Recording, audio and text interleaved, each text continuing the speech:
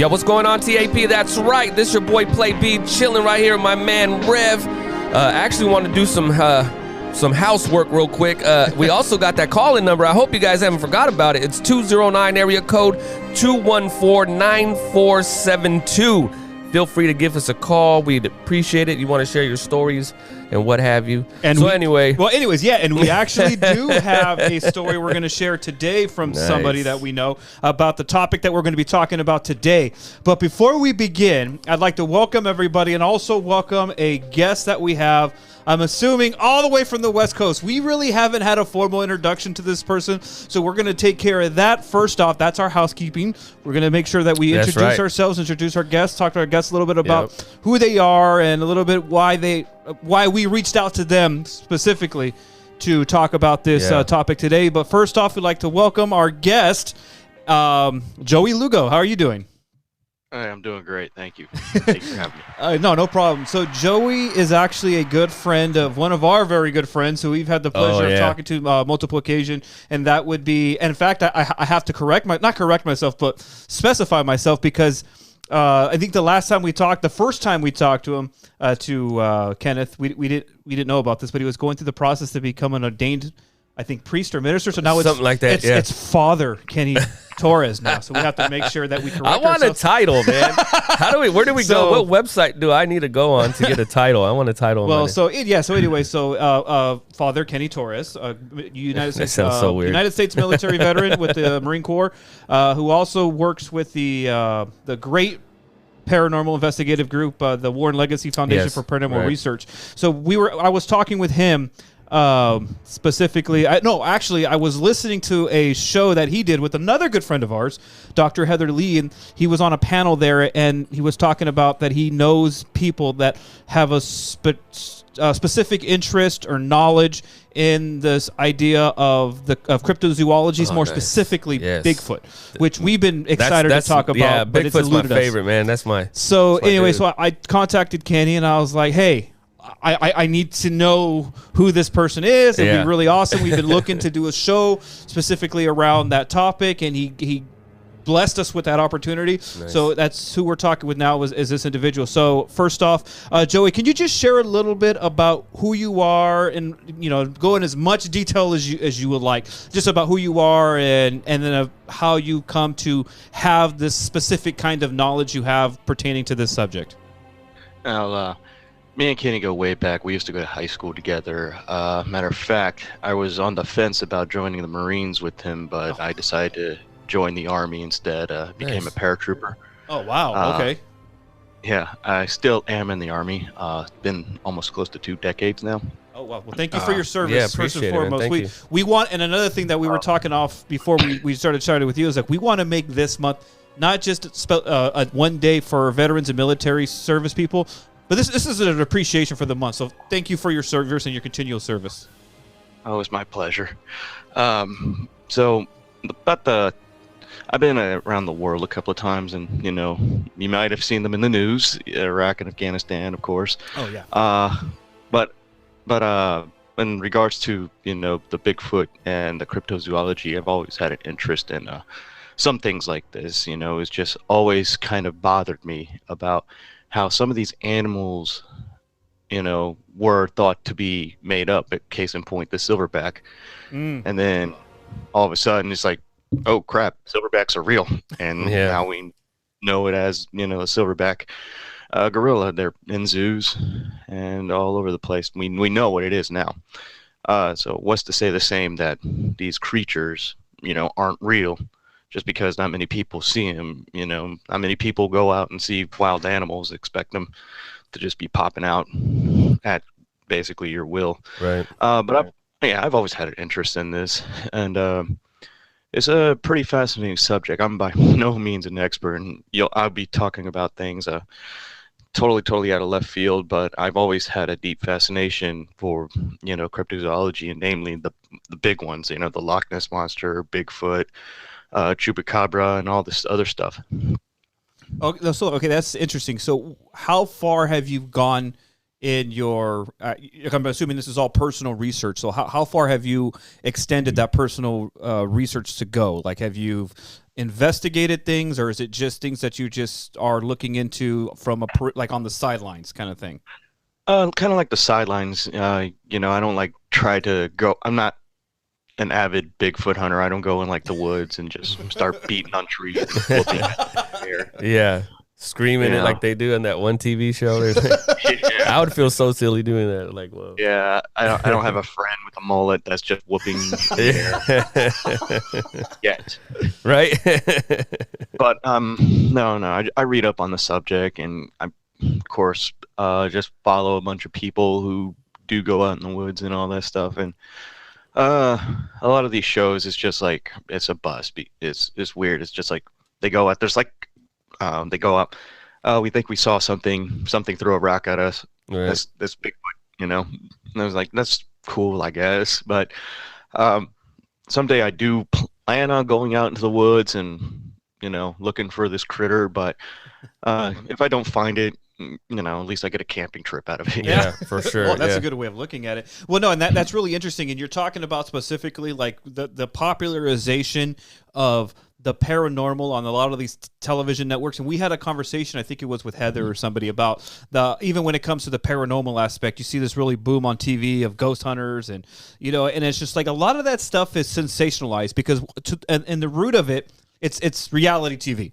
And we all know that reality TV, it's kind of like it's like an oxymoron because it's really not reality. It's pretending to be reality. Right. And I don't know if you remember this. By the way, Joey, how old are you, if you don't mind me asking? Let me do the math. 36. 36. Okay, so you're around our age, so it's fine. Okay, cool. But I remember like when we were little, like in the 90s, I remember that Fox, remember they used to air like, when dogs attack. And all these shows. And they actually, for a while during the whole X-Files phenomenon, when that was like a big deal, they would have these special shows, The Hunt for Bigfoot or The Hunt for the Loch Ness Monster. Yeah. And I remember those were like once in a great while kind of thing. They weren't things that you've seen. And I remember I was always fascinated by Bigfoot and the paranormal, and I used to go to the library as a junior high kid. I want those books and read those books, and these shows come on, and it just really it intrigues your interest.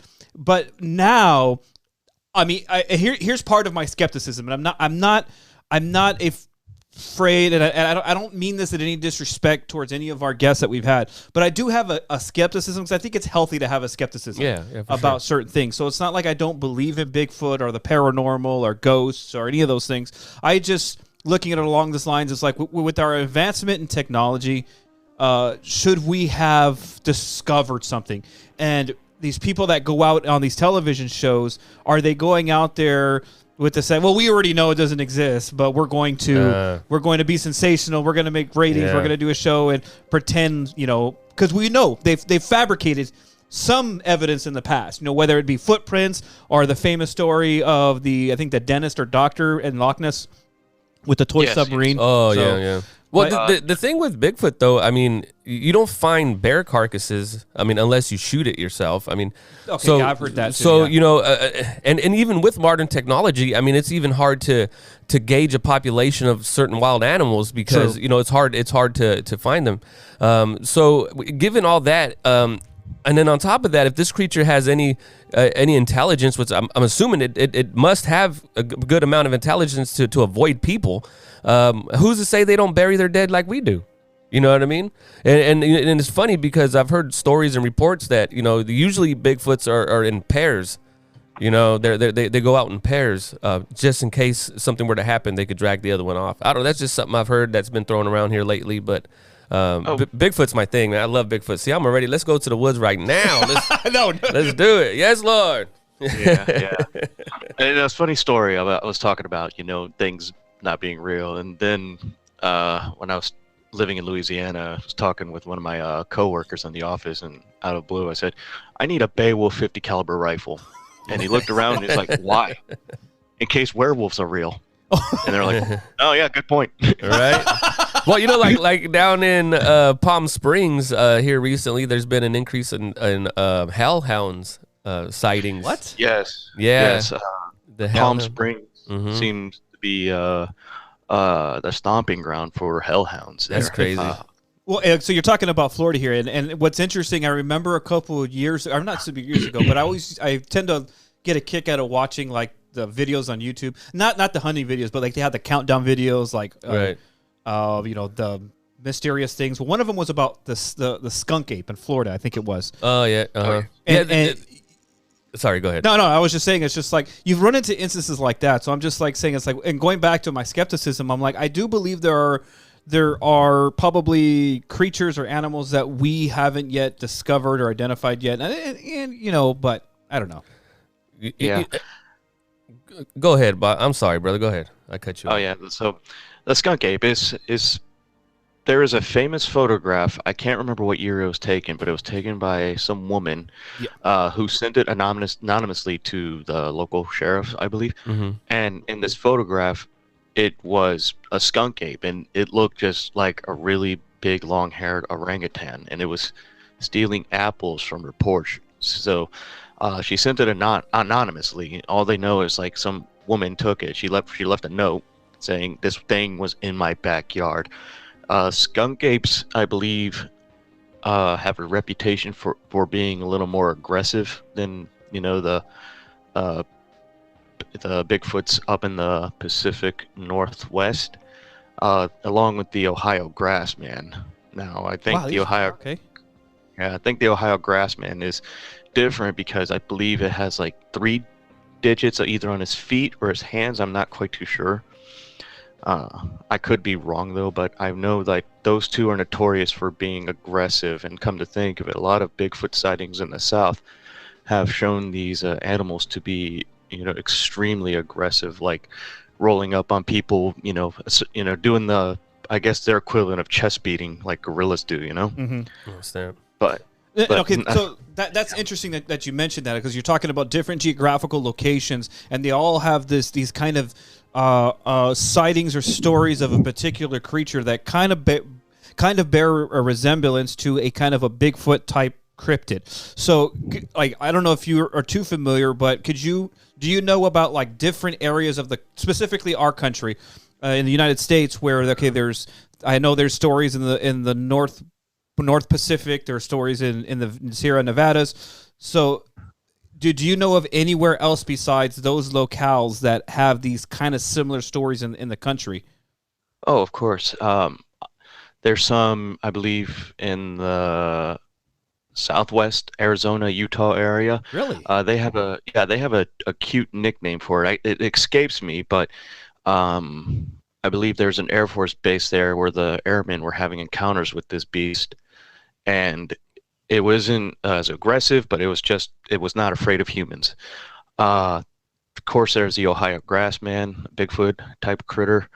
But Ohio is more of if I remember my geography correctly, it's more of plains, flatlands than it is hills or mountainous, correct? Yeah, I think so. So and that's what I'm just curious about. So it's just like, how do you hide? Yeah. Well, there may be caverns in underground caves there. Oh, true. But doesn't the Appalachian Mountains run through there? No. That's Tennessee. Oh, that's Tennessee. Yeah, My bad. yeah. There we go. I knew that. I was just testing you guys. You guys passed. Nice. You guys are listening. So I'm sorry, but yeah, go ahead. Because when you said something about Louisiana, I'm like, okay, so you got different terrains, you got different climates, different different topography. So you got like mountains, you got wetlands, you got swamps, you got flat plains, but yet there's still these similar stories. And I even heard like even Native Americans. I mean, these tales go back further than just our modern age. Oh yeah, for sure. Yeah. Oh, definitely. It all started, I guess, becoming more and more into, the public view in 1958, I believe, when loggers were complaining that their logging equipment was being sabotaged, and these monsters' feet were just, in the ground, and it just spiraled out of control because people were then saying, "It's like, oh, I saw the Bigfoot," and then they would hear knocks and rocks be thrown. But yeah, it goes back way. And that's actually where we coined the phrase, that publication, that newspaper. I forget the town. It's here up north here in the mountains, but they called it the Bigfoot, and from then on, the moniker stayed with Sasquatch being called Bigfoot. I thought the Sasquatch was more along the lines of No, I think they're all the same. Oh, Actually, the Yeti. I think I'm thinking of the Yeti. I think Okay. Sasquatch is the Native American name for the Bigfoot. Yeah. Oh, okay. Yeah, but they're all essentially the same species. They just all evolved to different climates, similar to humans. You know what I mean? With skin pigmentation and this and that, depending on the terrain you live in. I'm thinking that's what's happening here. You know, they go ahead. It's a good speculation right there, because like in China you have the urine, which is their version of Bigfoot. Of course, you have the Yeti. The Russia has their wild men.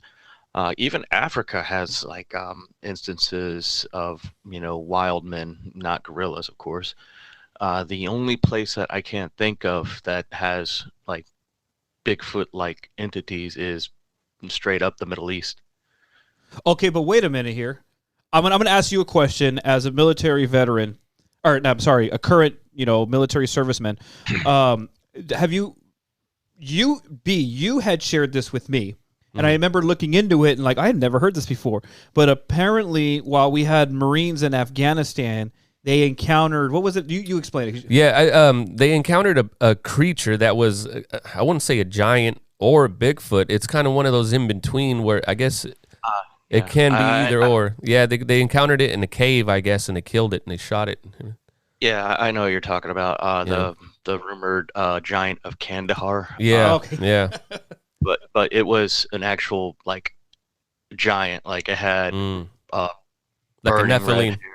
Nephilim. Yeah, Nephilim. 6 fingers, 6 toes, and it killed a good chunk of service members before they, finally subdued it. Yeah. And shoot. Now I'm guessing that. Okay, I'm not gonna say I don't believe the story, but let's just say that in the event that this is an actual thing that happened, the United States is not going to come out and admit that this is what it was. I'm assuming that. No. So I don't want you to go too in detail, but it's just like, have you heard this story circulating amongst service members? Because this is recent, right? This was about maybe 10 years ago, something like that. Yeah, not too long. Yeah. First, I don't know. Maybe I don't know. Whenever we entered Afghanistan, it's been so long, but. Have you heard this before? Is this like a folk tale within the service community of individuals who've either heard it or seen it or second or third hand witnesses to it? Not really, no. I mean, people know of it, but when you tell about it, the story, they're just like, whoa, they've never heard about it because it's not really widely out there, a select few. It's not like we talk about it in whispered hushes, but if you've been to Afghanistan and all this stuff and you see the mountains, the possibility, is out there, because it's just like, I can see where a giant would live here. Well, there's a cave in Lovelock, Nevada here back in the late 1800s or early 1900s. I can't remember exactly when it was, but some guys looking for bat guano came across a cave, and as they were collecting the bat guano, they started discovering like duck decoys and baskets, woven baskets and stuff. And as they continued on further, they found giants, skeletons of giants in there. And after reporting it to the local authorities, the Smithsonian came in, removed all the remains and everything there, and then hushed up about it and said, "Oh, we didn't get anything." And the crazy thing, though, I know this is not Bigfoot related, but it's still kind of cryptid, I guess. I don't know, but the Native Americans in that area had a story that went back centuries that these giants were eating them, essentially hunting the people and eating them. So what they did is they ran them into a cave, and they covered the cave with brush and wood and everything. They lit it on fire, and that's how they killed the giants.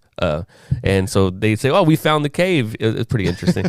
So I do believe they do exist. I mean, there was a lot of archaeological evidence for their existence. And let me ask you, Joey. It's like like you said, you're not you don't claim to be an expert, though you know a lot more than I do, and I know B probably knows way more than I do also. But like in your studies and some of the things that you've looked into, like what are some of the evidences for you that would say this is more plausibly this thing probably exists more than does not? And what evidence would you point to?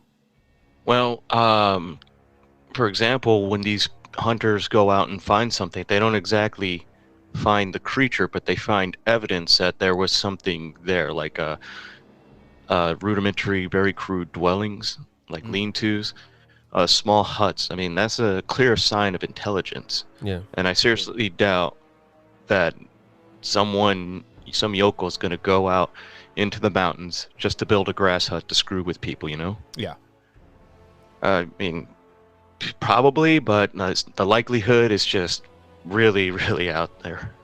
You know what I find interesting too, to kind of go along with the evidence and why I believe, there's been documented cases where people would leave gifts, like on a tree stump or on a rock, an apple or 2 apples, and then when they come back, those gifts were taken and other gifts were left in its place. Yeah. Yes. Or they'll leave puzzles there, like they'll put rocks in certain formation, and when they come back, they're rearranged. And it's like, well, who did that? You know what I mean? So that's a crazy thing. But also these Bigfoot creatures. I mean, because I used to say, why don't we just put up trail cams?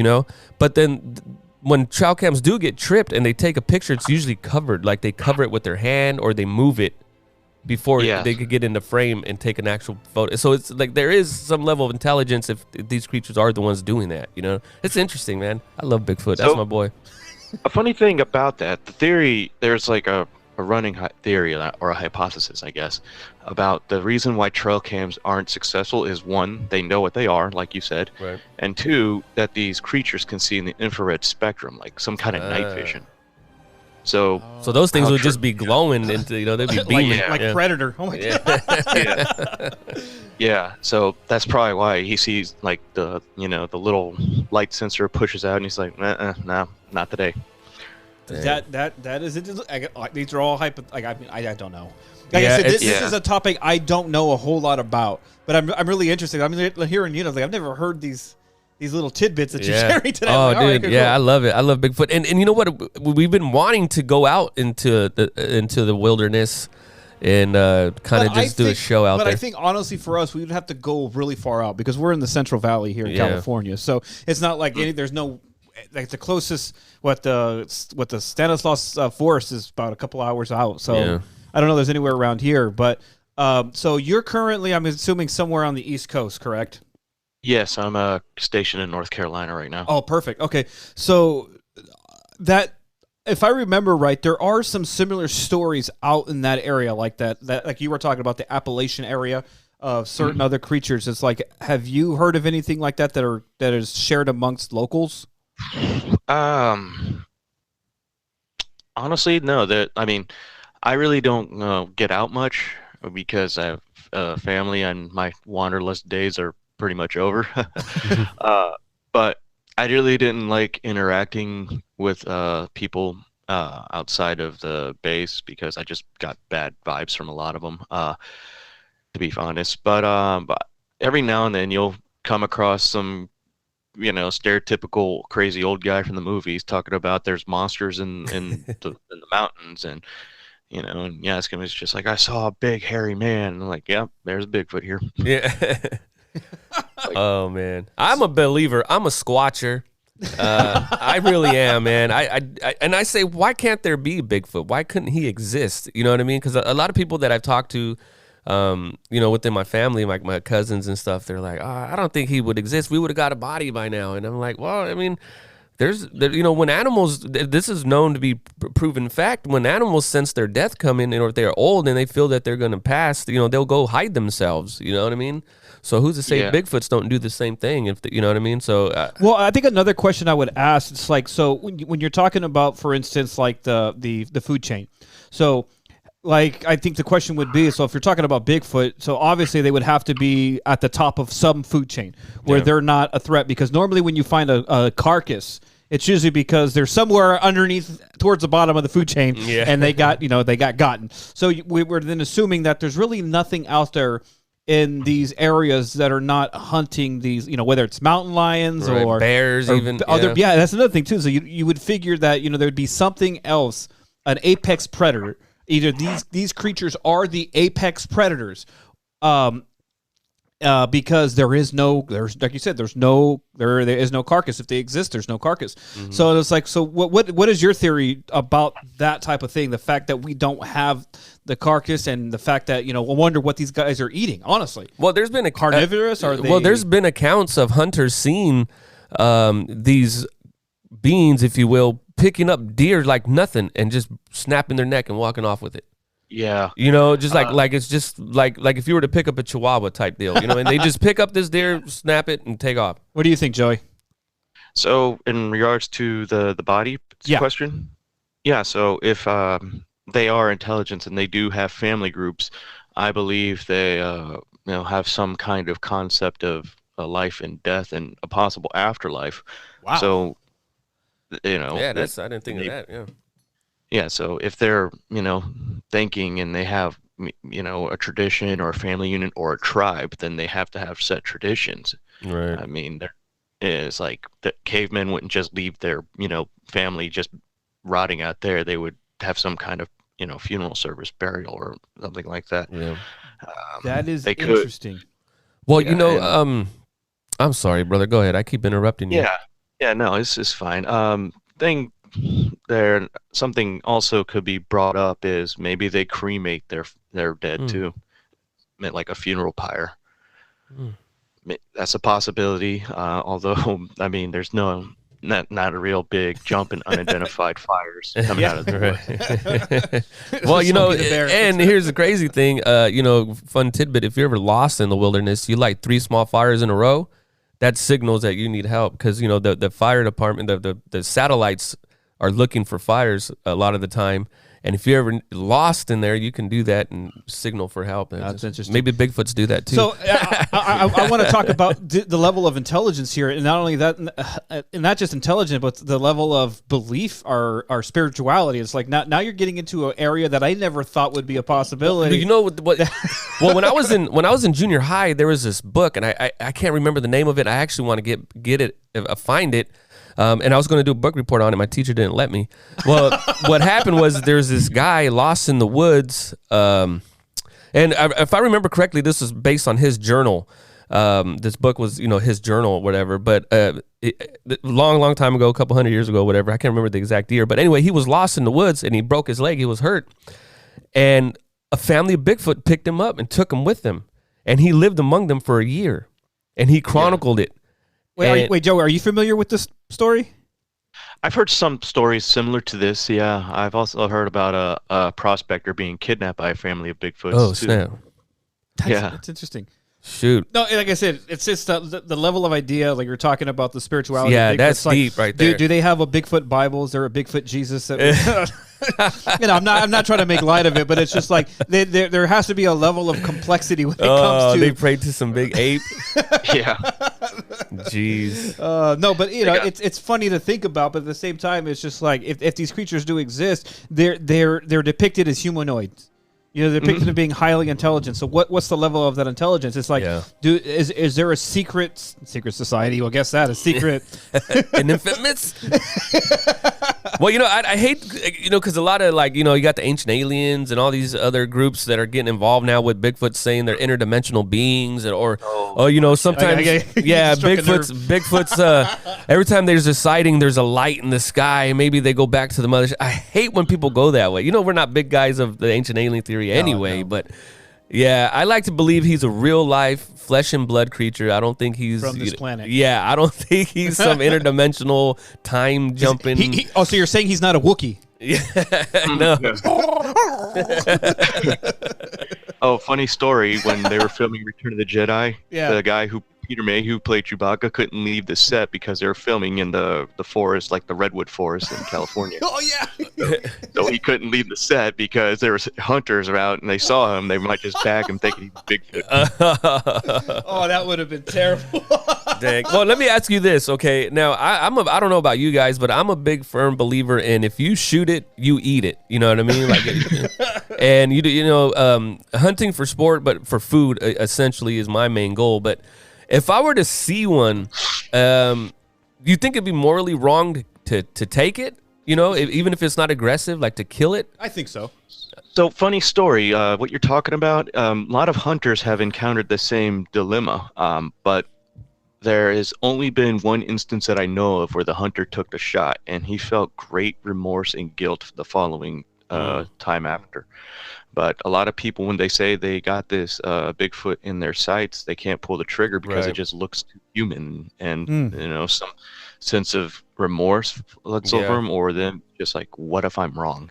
Yeah, I mean, and I just kill the person. Yeah, the only way I think I would take it is if it came at me. You know what I mean? Well, the only thing that now that I'm hearing these things, and I'm glad we're doing this show, because I'm listening, I'm hearing instances and things. It's like now I want to research these things and kind of like bring them to the forefront to talk about a little bit more, because it's like I've never heard these stories that we're talking about today, and I think there was something else I was going to touch on, and I completely forgot what it was, but it'll come back to me.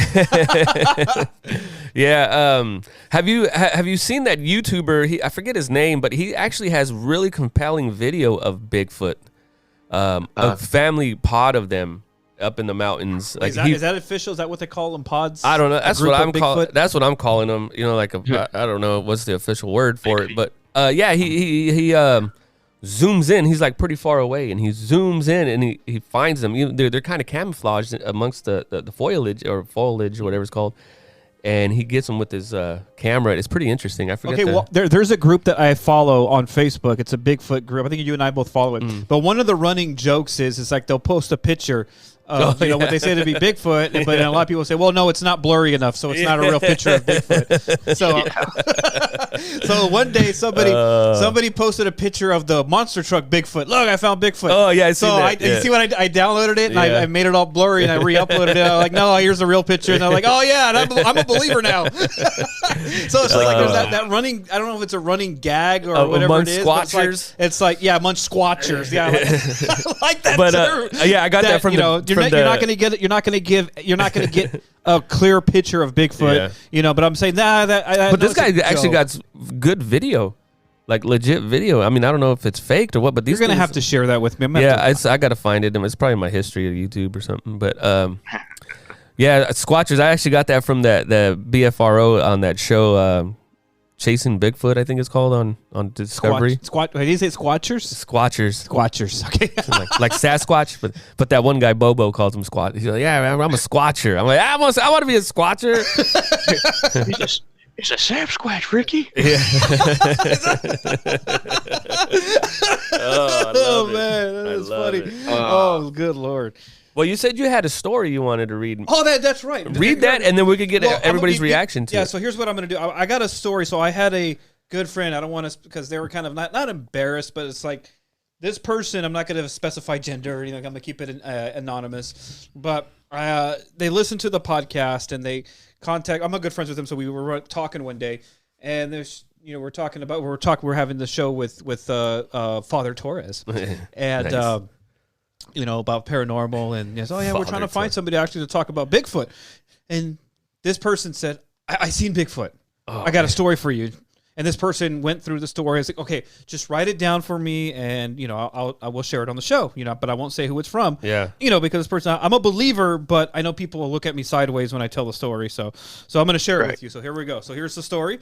It takes place here in California, a little bit outside of Fresno in the mountainous area, so it shouldn't be too hard to figure out where it's at. So hopefully nobody identifies the person in question. So anyway, I'm going to get my story time voice going.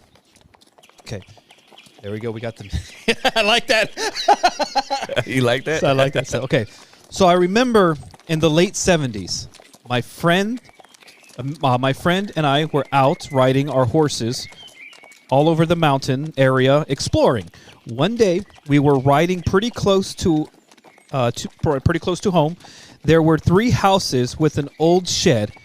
We would go and explore. I guess it would be trespassing now, but anyways. This one house had an old school bus, and we wanted to get off and go inside of it to explore. But we didn't because our horses were acting really weird. The 2 horses we were riding that day were not spooky horses. They would go anywhere, so we took them away from the bus and went more to the. I'm sorry, I'm trying to read her handwriting.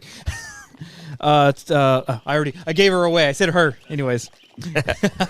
Or was that on purpose? Oh yeah, it was on purpose to throw everybody off. Okay, so we took them away from the bus and went more to the back of the property and started to go up a hill. And and then both stopped. Talking about the horses, they both stopped, and they wouldn't go any further. They kept trying to turn to go back down the hill. So we were just stopped sitting there. Let me go to the next page. Hold on. Then we see this dark, hairy thing running out of the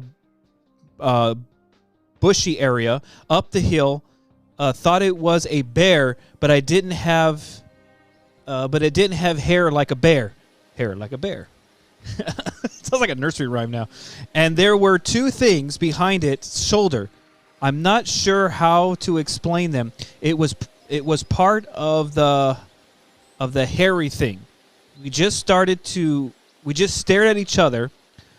Let's see. We just stared at each other for a split second, then took off as fast as our horses would go, and they wanted to go. So, oh man. Now, so, thoughts, everybody? So, I mean, I thought it was kind of exciting because I could picture myself, because I'm not gonna lie, there was this one time, like I have this story to share, but it's not necessarily a Bigfoot story. But me and a friend of ours, Randy, actually went up to go panning for gold. Oh, and nice. We went up to Sacramento, and then we headed east up into the mountains, and we got to this remote area. And I kid you not, you ever been to an area where it's so dense that you can't hear anything outside? You know, like around here, you could hear car noises. Yeah. You couldn't hear anything. It was almost like being in a sound room. Like nice. you couldn't. Oh, that's all you cool. heard was your footsteps, and you would stop, and it would be dead silent. And it was mountainous area, and all you could hear was your footsteps and the little creek we were at. And I kid you not, I kept getting this creepy feeling like there was something staring at us. Of course, we were packing just in case we got attacked by a cougar or something like that. But I couldn't get over this feeling like, I tell you, I'm a skeptic. But at that moment, I'm like, yeah, I'm afraid that, there's something going to come out, whether it be Bigfoot or whatever. But anyways, so like in a story like I shared, Joey, with this person that shared their story about this horse riding through the mountains. And, have you heard similar stories to that? Yeah, actually. A couple of acquaintances talk about how they would just be hiking in the trail and it would get really quiet. And anyone who's been in the woods for a while knows that when the woods get quiet, that's bad. Yeah. And they were felt like uneasy, and which I'll go into a phenomenon associated with that's been rumored, well, not rumored, but talked about with Bigfoot. But they get uneasy feelings, and of course, it's like a horror movie. A twig snaps, they divert their attention to that, and they see it like, how did this thing so big get so close to me? Like, like 15 feet away behind a tree, just looking at them. It's just like, all right, time to go. Yeah, I'm out of there. Well, see, I'm such a big believer. I think you know what? Two things I wish would, not wish, but if they happen, I wouldn't be upset, I guess, too much about it. Being one, abducted by aliens, and then living amongst Bigfoot for a couple of days. I think that'd just be badass, like, hey, man, I come in peace. I'm not here to hurt you guys. Please don't hurt me. But, hey, man, let's go. I'll pass on the UFO one. I mean, why not, man? You get to go into the galaxy. Like, but what if they don't, you never know. Like, hey, man, can you give me some superpowers while I'm here? I mean. So, I know we're coming towards the end of the show now, but I wanted to ask you, Joe, it's just like, how far are you expecting to go in, like, your research? Like with our good friend Kenny, of course, friend of all of ours. He went the full length in his, he's now a ordained minister or priest.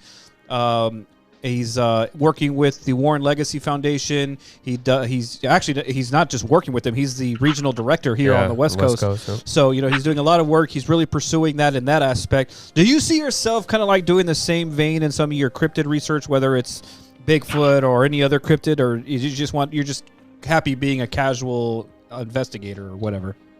Maybe I some point in time in the future I'll see about if I, seeing how to be the process and the associated with Bigfoot Research Association or organization, whatever they're called. Maybe there is a cryptozoology, group that I would, I don't want to say enroll in or anything like that, but be associated with. Right. But for now, I'm just content doing my thing. I mean, I got other obligations. Oh yeah. I really And plus, I don't know if would it be a full-time job as well. But yeah, it's just like, what do you do? Oh, I look for dogmen. Yeah, yeah. Well, it I'm seems a to work man out for who's some seeking people. another man that's hairy. Man seeking other man that's hairy. with big feet. Swipe right. Well, that's really interesting. Well, we thank you taking the time out of your enormous busy schedule, because I know that being an active service member and all those obligations that come with that, is really intense. So, number one, thank you for joining us today. I really appreciate that. Mm-hmm. Yeah, no problem. If you guys want another insight on cryptids or anything like that, my phone's always open. Right I on. think it'd be really good, maybe in the future, to have both you and Kenny on at the same time to talk about the other topics. Because the last time I was talking with Kenny too, he was like, I know there's also other topics of cryptids. Like, he's really fluent in the cryptozoology as well. But no, we thank you for taking the time. And yeah, definitely, this isn't going to be the last show we do on Bigfoot or the last show we're going to do on cryptid. Like I said before, we're technically not a paranormal podcast. We just talk about things that interest us. That we find interesting. So this happens to be the kick we're on right now. So we're going to run with it. I love it. So, but then again, thank you very much, Joey. Thank you for your service as well. We appreciate it. And my pleasure. Look forward to talking to you again. So that's our show for today. So that's it for today. I am one of your hosts, Sir Rev the Servant, here with my co-host Play B. That's We'd right. like to thank our great guests for joining us to talk about Bigfoot. And for everybody else, you have been tapped.